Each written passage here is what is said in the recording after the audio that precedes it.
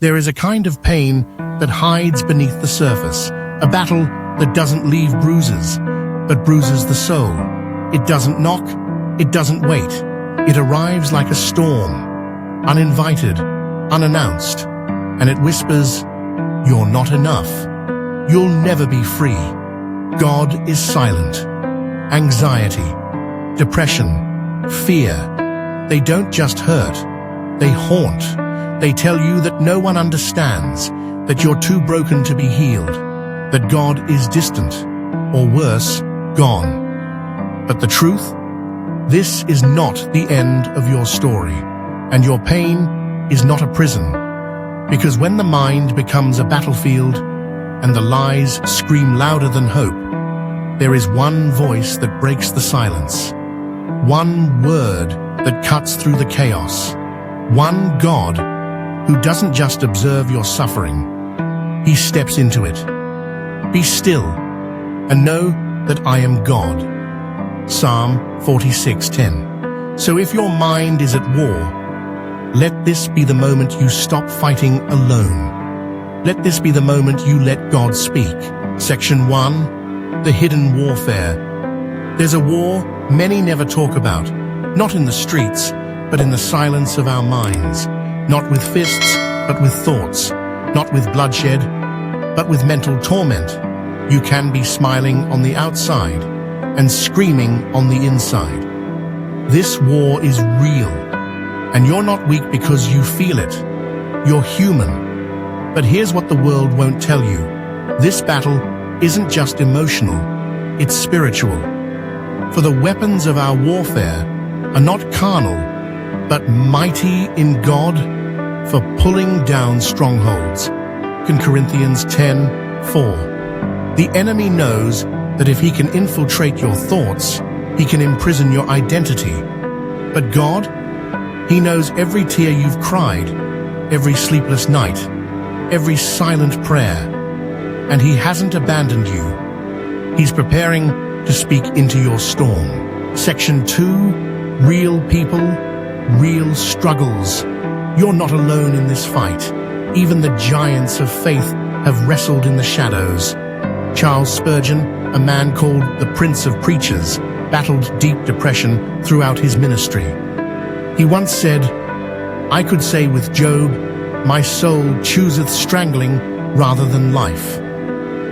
I'm the subject of depressions so fearful that I hope none ever get to such extremes of wretchedness as I go to. And yet, God used him mightily. Elijah, the prophet who called fire from heaven, collapsed under fear and despair. "I have had enough, Lord. Take my life." 1 Kings 19:4. What did God do? He didn't rebuke Elijah. He didn't walk away. He whispered. And after the fire came a gentle whisper. 1 Kings 19:12. God doesn't heal you by shouting from a distance. He heals you by drawing near and speaking into your pain. Section 3. When God speaks. When your heart is weary and your mind is heavy, God speaks. Not always to change the circumstance, but to change you in it. Come to me, all you who are weary and burdened, and I will give you rest. Matthew 11:28. He speaks peace into panic. He speaks truth over lies. He speaks hope into hopelessness. When fear surrounds you, he says, "Fear not, for I am with you." Isaiah 41:10. When the darkness closes in, he reminds you, even the darkness is not dark to you. Psalm 139:12. When the enemy tells you you're worthless, God whispers, "You are fearfully and wonderfully made." Psalm 139:14. These are not just comforting words. They are weapons of healing. They rebuild what the battle tried to destroy. Section 4. The path to healing.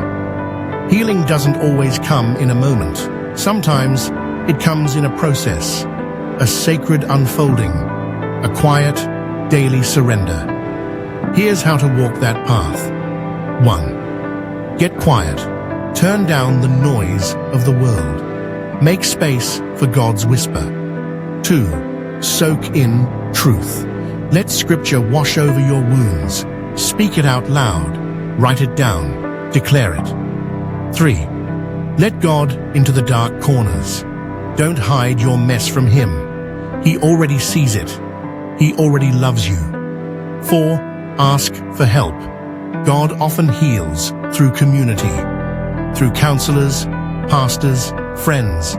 Don't walk alone. 5. Believe healing is possible, not because you feel strong, but because He is faithful. He heals the brokenhearted and binds up their wounds. Psalm 147:3, Section 5. Hope in the storm. You are not your anxiety. You are not your depression. You are not your failures or fears. You are a child of the living God, still breathing, still fighting, still standing. Even Jesus in Gethsemane said, "My soul is overwhelmed with sorrow to the point of death." Matthew 26:38. But He didn't stop there. He looked to heaven, surrendered, and walked forward. You can too. Because healing isn't about being perfect. It's about letting the healer in. And when God speaks, chains break, storms settle, peace rises. Isaiah 26:3. You will keep in perfect peace those whose minds are steadfast, because they trust in you. Let His peace guard your mind. Let His voice be louder than the war. Let that peace be yours, right here, right now. The war in your mind may be loud, but the voice of God is louder. So when your mind is at war, let God speak and let healing begin.